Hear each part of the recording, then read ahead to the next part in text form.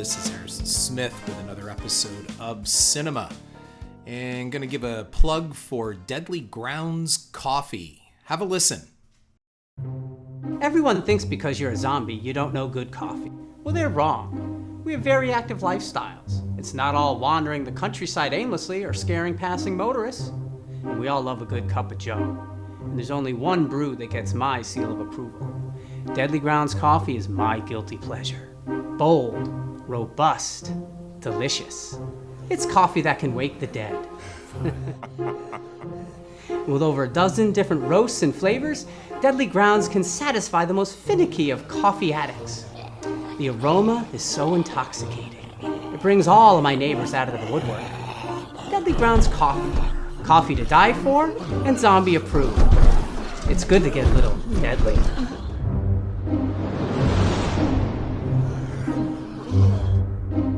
Use the front door! Oh, they're so disgusting.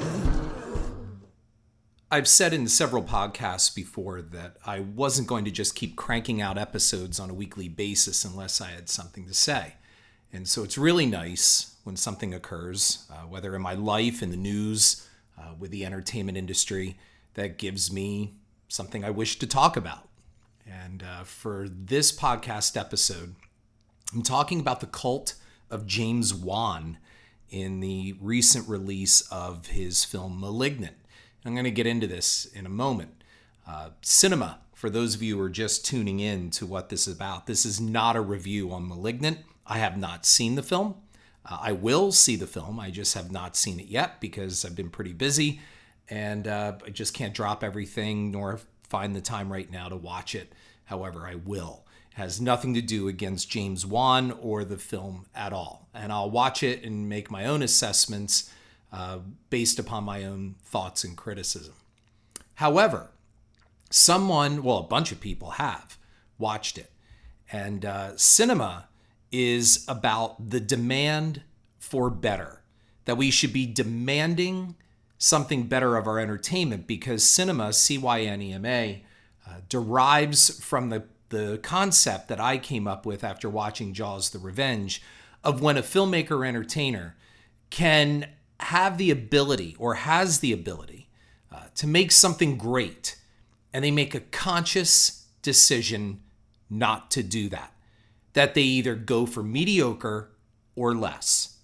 This is not about so bad it's good entertainment. It takes a lot of work to make a shitty movie. And for those of you who are filmmakers, you know exactly what I'm talking about.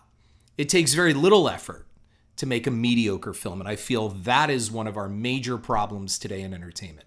It's mediocrity. It's not about bad movies. It's just about mediocre, run-of-the-mill, vanilla remakes, reboots, reimaginings, and just basically concept, big screen, crash and boom movies. And we'll get into that coming up in a little bit. So the Twitter attacks against this one person on Twitter became personal. And it was a thread of the recent Malignant film in which people, of course, are gushing and oohing and eyeing, and it's amazing and it's incredible and it's awesome and all the same words over and over and over, blah, blah, blah, blah, blah. And in 3 weeks, nobody will be fucking talking about it. But because it's out right now, we all have to jump on that bandwagon and everybody has to talk about it. And here's the catch for this episode. It seems to be that everybody must love it. That seems to go a certain way these days online, and we're going to be getting into that today. So the thread of the recent film Malignant and its comments is this episode is about someone who stepped out of the blind faithful to express, with critical thinking, why they weren't exactly bowled over by the film. So I'm going to read you the original tweet from Death Curse Podcast. You can find him on Twitter. Has a great show and knows what he's talking about. Imagine that. And so he wrote this tweet about his personal assessment of Malignant. And you ready? Here we go. He wrote, Malignant, a really dumb, cheesy movie with odd tonal shifts and weird score choices. Acting isn't that great, but some good gore. Feels like a bad 90s slasher movie. A different turn for James Wan, and in parentheses writes, who I'm not particularly a fan of. Having said all that, I liked it. Now pay attention to that. He said he liked it. Just some of the responses coming out of the gate. One of them, I think it was the top one from this woman, wrote, "Wow, you must be really fun." And then she added for emphasis a meme, a GIF, an animated GIF of Wednesday Addams from the Addams Family TV show, slicing her throat, doing that slicing her throat, drawing her finger across her throat thing. First of all, what the fuck does that mean? What do you mean, this passive-aggressive, wow, you must be really fun? My response is, wow, lady, you must be really fun, that you have nothing else to do but come after somebody for expressing their opinion. And I'm going to say a really well thought out criticism. It wasn't like, I saw Malignant and it sucked. Again, Malignant, a really dumb, cheesy movie with odd tonal shifts and weird score choices. Right there. That sounds like an educated response. Acting isn't that great, but some good gore. Found something positive in there, and even in the first line.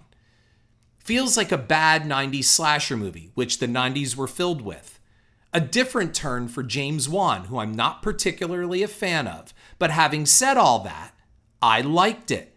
What could possibly be wrong with that kind of an assessment? Well, I'm going to get to that. Someone else wrote underneath, which invariably comes up almost every time someone speaks out against something that all of Twitter must love. Someone wrote, "You must have never seen a horror movie before." Oh, thank you, Mr. Horror Expert. Thank you, Horror God, for giving us that kind of an assessment right there. You're right. The guy who has a horror podcast has never seen a horror movie before. Sorry your butt hurt over the fact that he didn't like your little Malignant movie. Death Curse Podcast went on to support what he said, comparing it to a Fast and Furious installment. That's what he wrote later. He ended up having to go on the defense and defending himself and his opinions on things. And he said it's like a Fast and Furious installment. Not good, but entertaining. He said also there was an emphasis on the third act to carry the whole film. All of this is a microcosm of what is happening in this nation and overall the world. We have become so polarized that you must either be this or that. Look at the first response right out of the thread to this gentleman's thoughtful critique. You must not watch horror films. Humans have always been tribal. The internet has amplified this tribalism. We are now so polarized that we have to be red or blue, liberal, conservative, and we own whatever camp we are labeled. So whatever one group does, we just have to defend the whole thing. We can't actually sit down and think about the actions of the tribe that we belong to.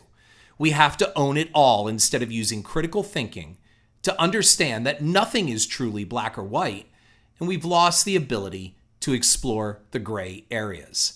There are so many people with voices on the internet, so many screaming into the blackness of the void, and it creates echo chambers to support someone's point of view without accepting factual data or any type of empirical evidence that challenges their stand on something. How did anything the DC podcast said result in a complete ignorance of the genre? Please point that out to me. So to keep this on topic with film and entertainment and not stray into the area that makes YouTube block or remove my episodes, we circle back to the film thread. Listen to episode 7 titled Critical Thinking. That's my previous podcast I did a while ago.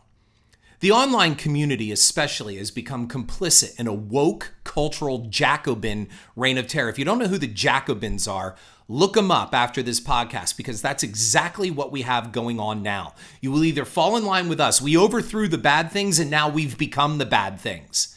Instead of fostering critical thinking to examine all aspects of a topic, weighing the pros and cons, the positives or negatives, it has become an all or nothing mentality. And this is the case for Star Wars, Marvel, and in the world of horror, Halloween, Friday the 13th, and for individuals, people like James Wan.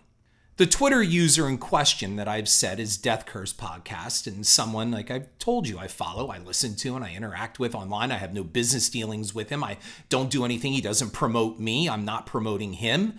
However, this is his original assessment of Malignant in a casual thread, while the rest of the platform gushed on and on about James Wan's latest masterpiece.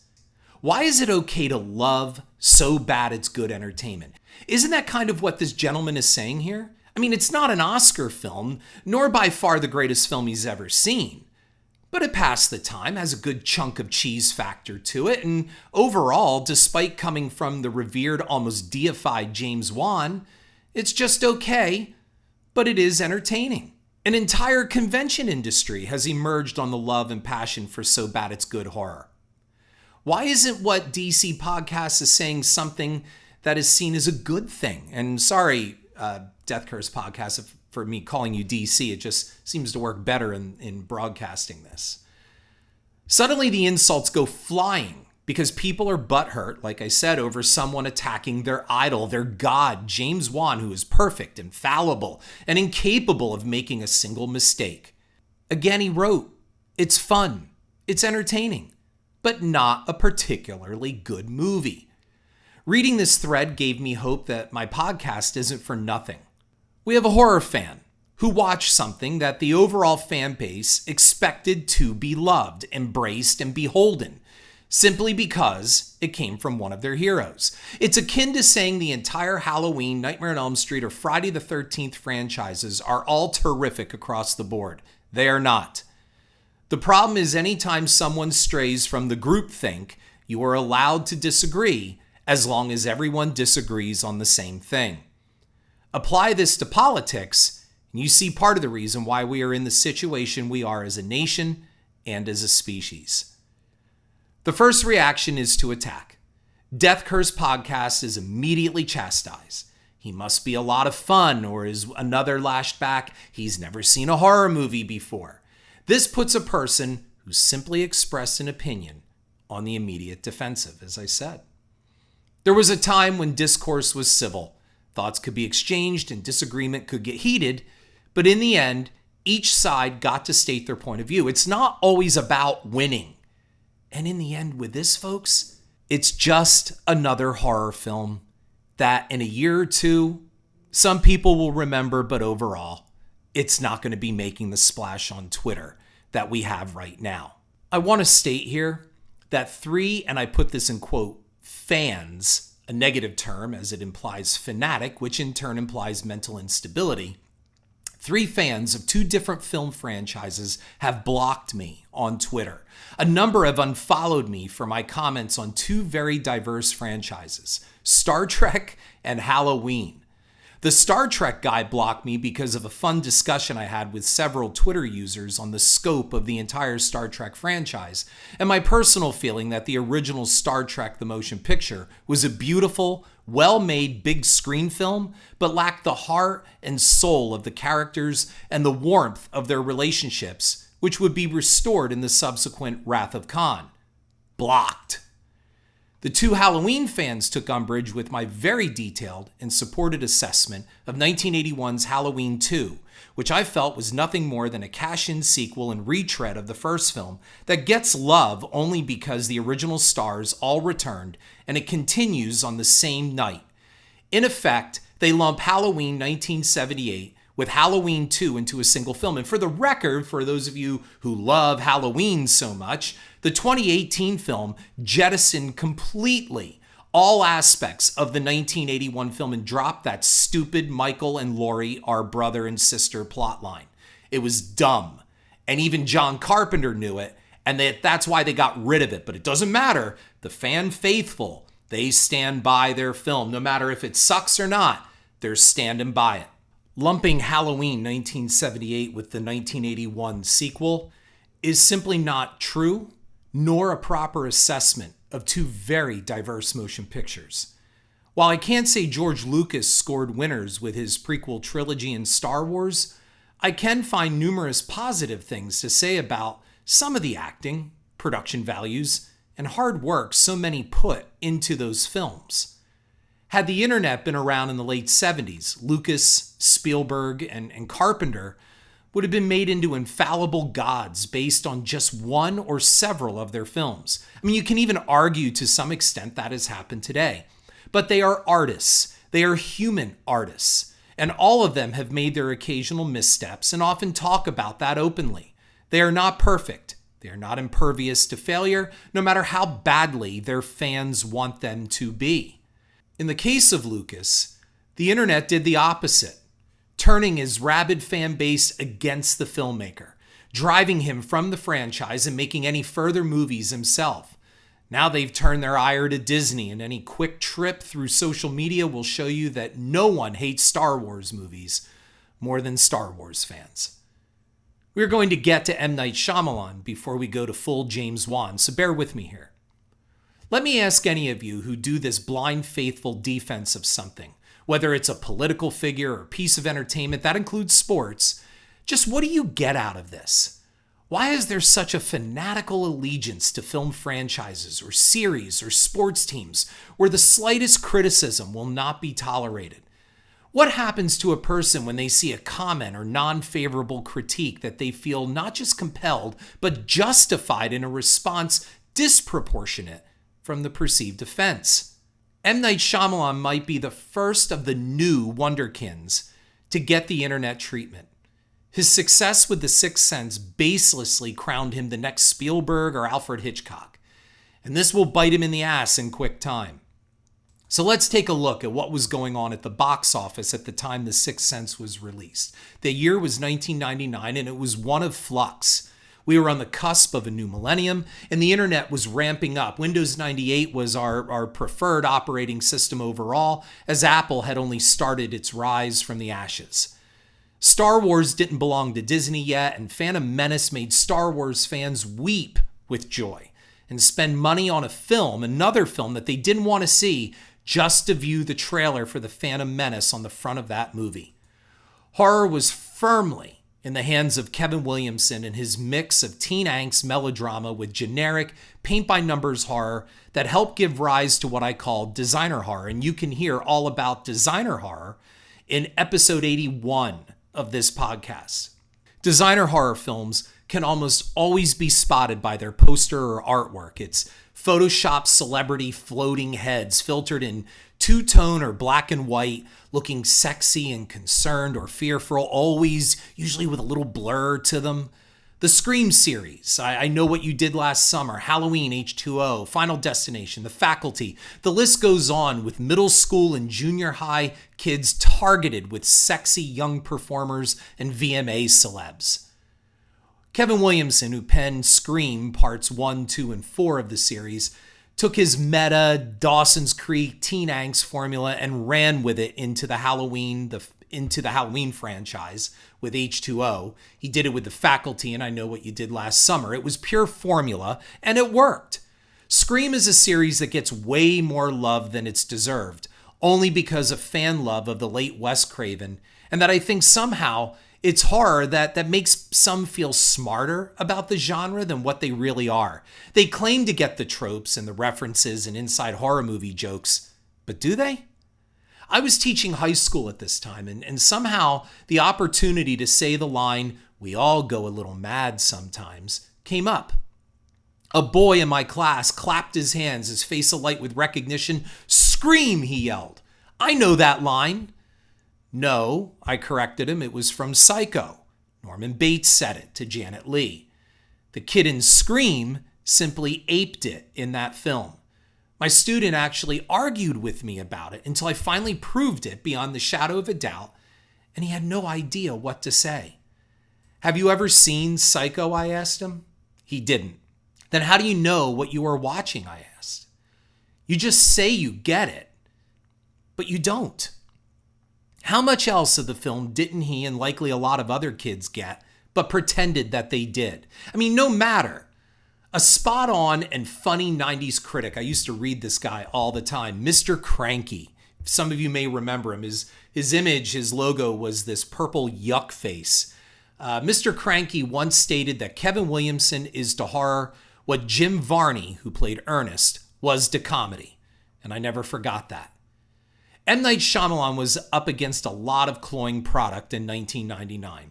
Then along comes this little suspense thriller with Bruce Willis, his Sixth Sense movie, who had hit on hard times since the original Die Hard, and Willis was not a powerful box office force in 1999, although far from washed up.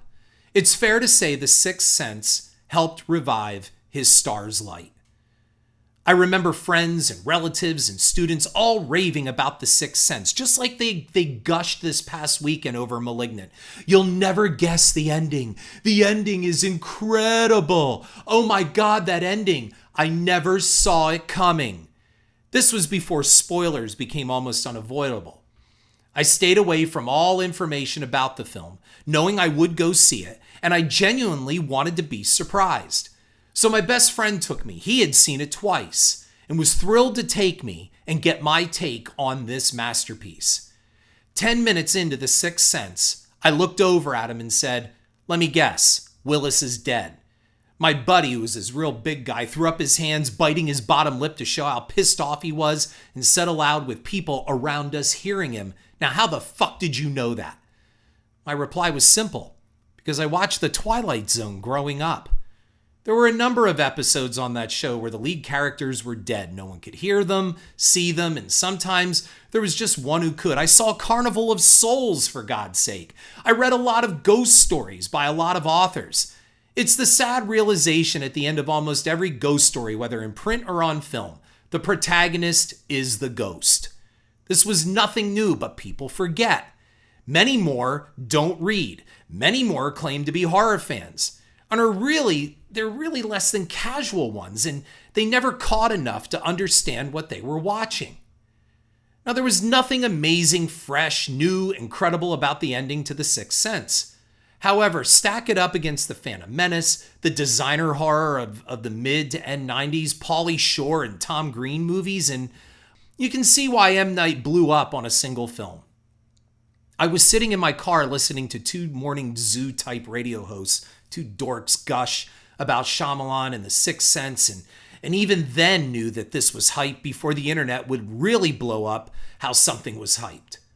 I'm not saying The Sixth Sense is a bad film. In fact, I think it's wonderfully effective, hits just the right emotional tones, and there isn't a bad performance in it.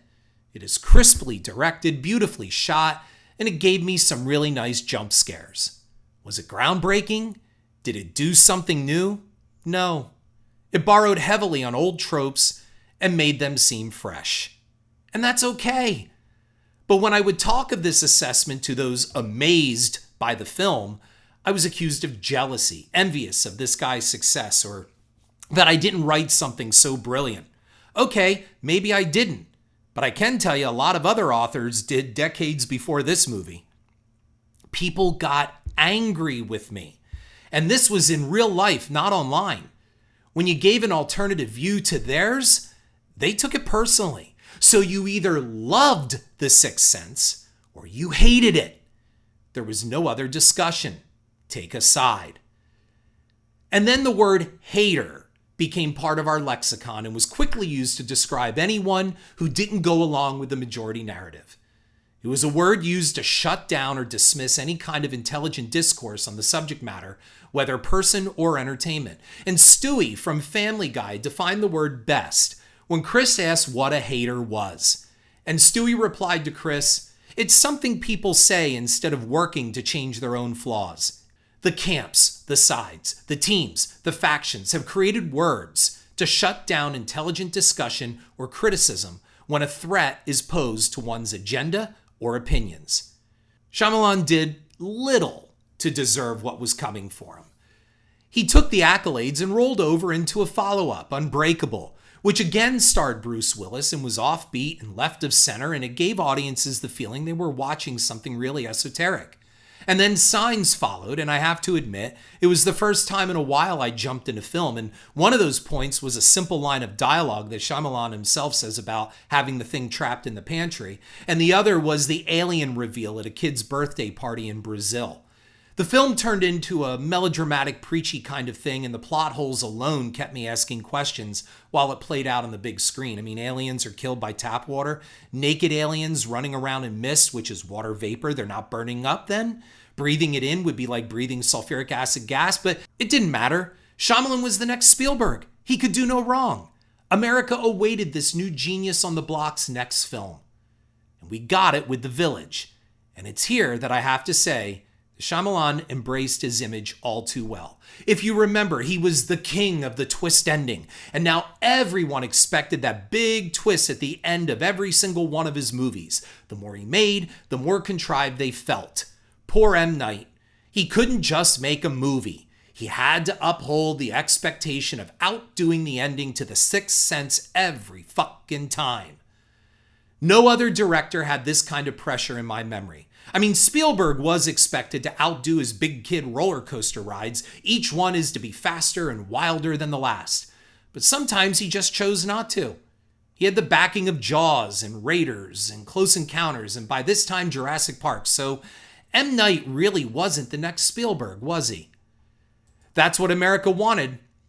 And it's with The Village that Shyamalan was not unbreakable. Just like Howard the Duck and arguably The Dark Crystal, then Labyrinth proved that the Lucas touch wasn't always golden. It went downhill from there, with Lady in the Water and The Happening, and his career hit bottom with a thud on the big-budget anime adaptation, The Last Airbender. It wasn't rock bottom, though. One more big-budget attempt with Will Smith and After Earth also showed that M. Night could make bombs, and his cachet in Hollywood vanished. Since then, he's returned to his lower-budgeted roots. With some twist endings, he also now has refashioned his image to simply being the guy who brings you offbeat tales, and it seems successful. Shyamalan seems to work best on low budgets, which brings everything full circle for him. And that brings us now to James Wan. There isn't a lot of analysis on Wan. He came out swinging with Saw, which brought him attention and spawned an entire franchise. His real value came with making Insidious for an alleged $1.5 million, supposedly paying everyone deferred wages for Jason Blum's Blumhouse. And both films were monster hits and astounded an always moribund Hollywood with being tiny budgeted horrors that raked in hundreds of millions. Hollywood always scratches its head. You ever notice that? Oh my God, they made this film for almost nothing. It made hundreds of millions of dollars. Hey, here's our answer. Let's go out and drop $50 million on another horror film and wonder why it fucking flopped. It was The Conjuring that made Wan a household name. And it's here where I wish to take a pause. By this point, Wan was given the Shyamalan treatment. He was anointed the new king of horror in Hollywood. Wan's approach was different than M. Night. He didn't try to subvert narratives with twist endings. Instead, he played on jump scares, almost PG-13 safe horror. And it didn't always levy heavy gore, and it gave us fun horror that won over huge, more general audiences. Personally, I have found all three Conjuring films nothing but trope jump scare exercises. They are silly, and the only reason they have done what they have is a number of gullible people want to believe these are based on reality through the exploits of the loving couple of the Warrens, another Hollywood bullshit story that has no real basis in reality. The Conjuring and all of its nonsense and silly spin-offs are overrated and get free passes because of their alleged true story background. The Conjuring is bullshit like the Amityville Horror. It's just entertainment.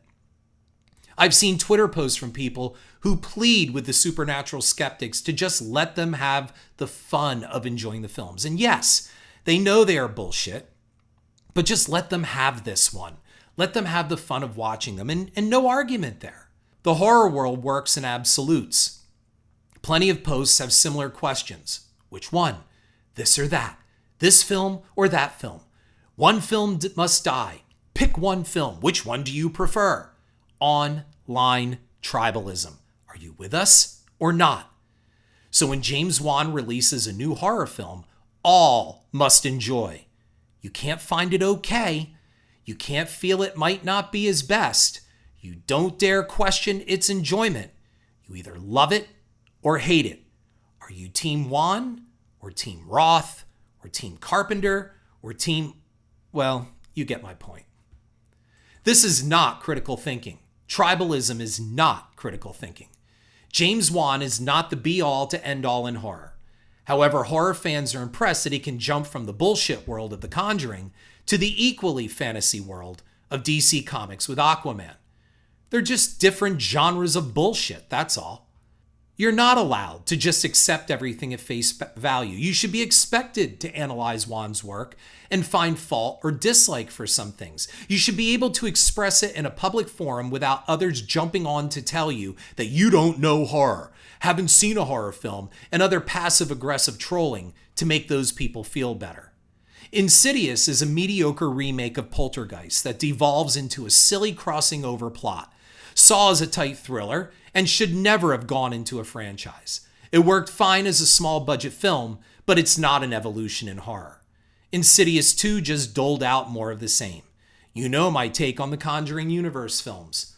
And while Wan didn't direct Lights Out, it should have really been titled Jump Scare the Movie. And I haven't seen Malignant yet, like I've said, but I'm sure I will, and I'm sure there will be some things I really like and others I don't. For those of you dealing in absolutes, go take a few film classes and chime in when you know what you're talking about. But otherwise, people are allowed to express dissent with the ongoing majority attitude. Midsommar, for example, not a Wan film, was fine, but it was one of those that people gushed about all over the internet, but it really wasn't much more than a Wicker Man remake. It's still a fine movie and good horror all the same. The Babadook, not a Wan film, was harmed by the hype and overrated adoration of what would have been a fine spooky thriller. Instead, cynical marketing trotted out William Friedkin, who was quoted as calling the film the scariest or I think most terrifying movie he ever saw. Hey, when the director of The Exorcist says that, it better deliver. But it didn't. And that's not really the film's fault. It was the marketing of the film that created the backlash in its release. The Shining is one of the most overrated horror films of the last 50 years. It's boring, it's miscast, an affront to the novel, hated by Stephen King and stripped of all its symbolism the author intended. It is still a beautifully made film with some creepy images and wonderful production value, but its director was the wrong one for the job. And believe me, I get into discussions about this all the time online. In fact, there's one person who is a absolute blind, devoted fan of Scream and Neve Campbell who just, got engaged in this conversation but refused to acknowledge anything other than their own opinion. And that's fine. You're entitled to that opinion. I'm not going to change my mind as well either. And when I said all of these similar things on the Howard Stern show about 2 years ago, I directly contradicted Gary Dell'Abate's assertion that it's the scariest movie of all time. Sorry, Baba Booey, it isn't. On the way home, I got a string of poisoned tweets on the train ride from New York City from people on Twitter who told me I didn't know shit about horror and that they hated my Death House movie, and basically I should just fuck off. I guess they were on Team Shining. Didn't know they were just so sensitive. I mean, they must be collecting royalties from the studio or from King or from somebody to be so vested in the success of this motion picture. I'll go further. Get Out was not deserving of any Oscar nominations and was a fine thriller with horror elements. It was overrated, overpraised, and overanalyzed. It doesn't make it a bad film, but I can tell you that I called the last 15 minutes almost beat for beat to the amazement of the people in the room watching it with me. Does that make me anti-Jordan Peele? Oh, wait, it might make me a racist or flexing. Wait, here we go. I'm flexing my white privilege. Maybe I'm a Nazi. The lead star was female, so wait, let's add misogynist. That can fit in here somewhere. Or you could just label me a low-budget filmmaker who expressed his opinion. There are only several good Halloween films, and I'm excluding Rob Zombies, which are a thing all on their own. H2O is not one of the good ones. And like its 1981 Halloween 2 cousin, it gets a free pass because of Jamie Lee Curtis. Otherwise, Halloween H2O is a Kevin Williamson weekend writing special and not much more. It's like he wrote it while sitting on the toilet. These are my opinions, but I can support them with a detailed knowledge of the horror genre and its history. You don't have to like it. I can support my criticisms instead of just saying, it's awesome. Support that. Well, it just is. And I can also understand why others would think differently. A lot of people paid to see these films, and I did as well. Every single one that I just mentioned that I threw a dissenting view on, I paid money to see them in theaters. I saw every single film I have listed in the theater, and I paid that ticket admission. It doesn't mean these films suck. Suck is the word of the ignorant and the immature. It's a term for the base who lack the mental and critical thinking skills to assess a piece of art, a situation, or even a person on their own merit and detractions. Jaws the Revenge sucks, and I can support that. Someone once argued that I was disrespecting the crew and artists that worked on that film. Unfortunately, they are collateral damage when you work on something like that. No one forced them to do it, and you gotta deal with the stink that gets on your clothes. I did afford praise to the film's composer, Michael Small, and he deserved better. But that film sucks. And just listen to episode 2 of this podcast because that film inspired this entire cinema podcast, and I'll support my opinion all goddamn day long. So stop being tribal. Open your minds. You don't have to love every piece of candy that rolls off the belt, shoving them into your mouths like Lucy and Ethel in that classic I Love Lucy episode. Some of you may not even know what I'm talking about, and if that's the case, you probably don't even know about half the horror that I'm discussing. Not all the Hellraisers are good. Not all the Star Wars films are good. Not all of the Alien films are good. Not all of the Star Trek films are good. We could go on. And you know, you're allowed to defend them. But when you do, defend them with more than, because I said so, my feelings are hurt. Show it. Demonstrate it. Support it with fact and education and an understanding and appreciation for film and film history. Love what you love. Dislike what you dislike. Know what you're talking about. This simple advice can make the world run a lot smoother and much more pleasant. This is Harrison Smith. Thank you for listening. And thanks DC Podcast for the inspiration. Have a great week.